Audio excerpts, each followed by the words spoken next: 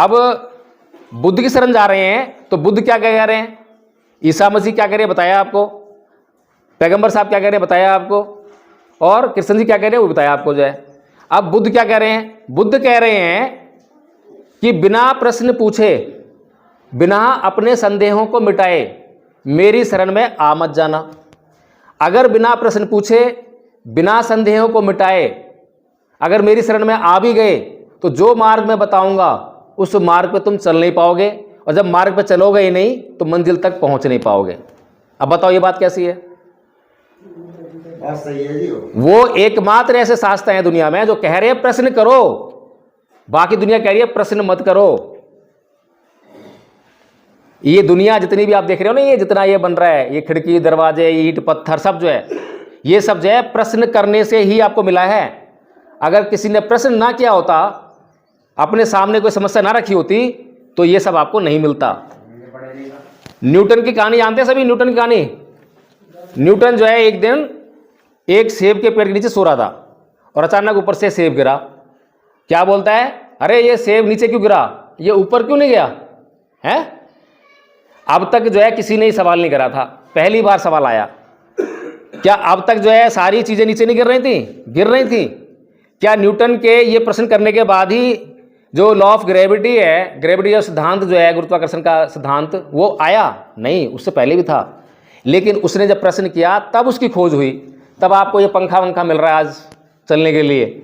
उसी चल रहा है ना, चुंबक के जो बल है उसका कैसे यूज करना है, उसी से हो रहा है ना ये सब जो है।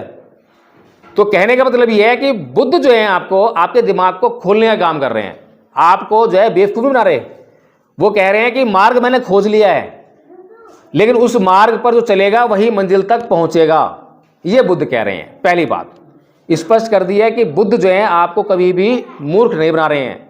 आप किसी मंदिर में चले जाओ, मस्जिद में चले जाओ, गिरजाघर में चले जाओ, वो आपको प्रश्न करने के लिए नहीं कहेंगे।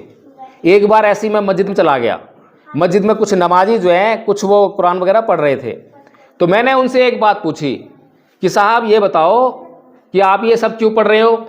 कहता जी हमें जन्नत जाना है। मैंने कहा अच्छा तो चलो ठीक है, अच्छी बात है, जन्नत जाना है। अब तक कितने लोग जन्नत में जा चुके हैं, कोई रिकॉर्ड है? कोई रिकॉर्ड नहीं है। कितने लोग जो हैं जहन्नुम में गए हैं, कोई रिकॉर्ड है? कोई रिकॉर्ड नहीं है। तो बताओ कैसे पता लगेगा कि जन्नत में जाते हैं जाते, जहन्नुम जाते हैं जाते? तो यानी कि सब मामला अंधकार में है।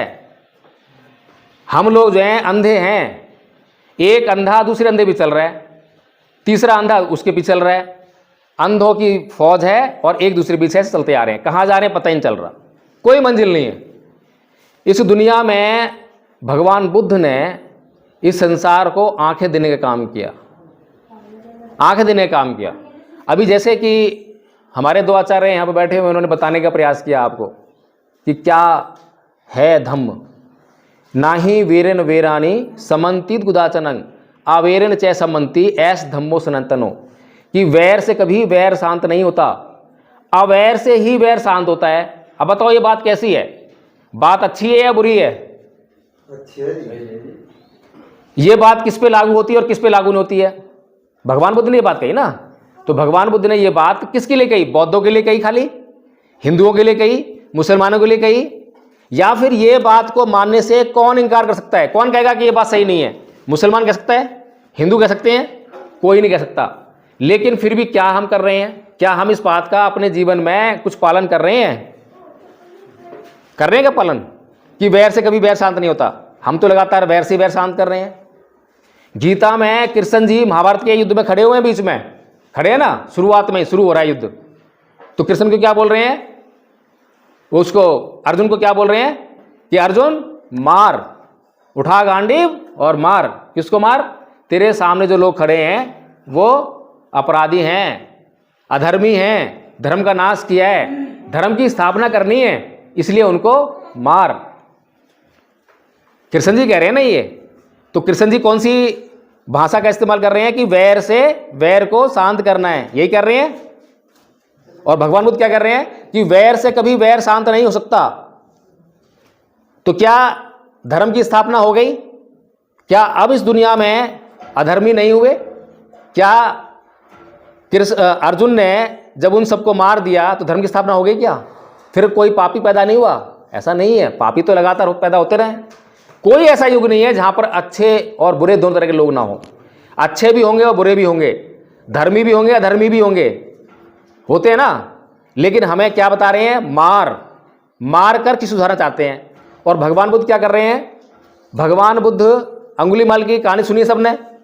अंगुलीमाल डाकू है, हत्यारा है, जंगल में रहता है ना, और कितने लोगों की वो हत्या कर चुका है और हिंसा के अलावा कुछ जानता नहीं है।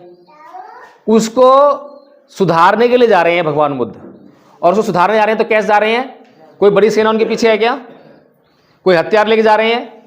निहत्थे जा रहे हैं, बिना हथियार के जा रहे हैं। और जब जा रहे हैं तो उसको जो है ना तो डांटते हैं, ना फटकारते हैं, ना गाली गलौज करते हैं, उससे जो है बातचीत करते हैं, उसके चित्त में परिवर्तन करते हैं। और उसको परिवर्तन करके जो है जैसे एक पालतू पशु को हम अपने पीछे पीछे ले लेते हैं, ऐसे ही जो है उसको अपने पीछे पीछे लेकर समाज में लेकर आते हैं। मारते नहीं हैं। अगर तब भी अगर उनके पीछे भय होता तो लाकर जो क्या करते हैं, प्रसिद्धि दे देते राजा को कि लो भी चला दो सुली इसको, इसने इतने लोग मार दिए, हत्या कर दो इसकी। नहीं, समाज में लेकर आते हैं, भिक्षु बनता है, अरहत होता है, और वही अरहत भिक्षु जो है अब समाज का कल्याण करता है।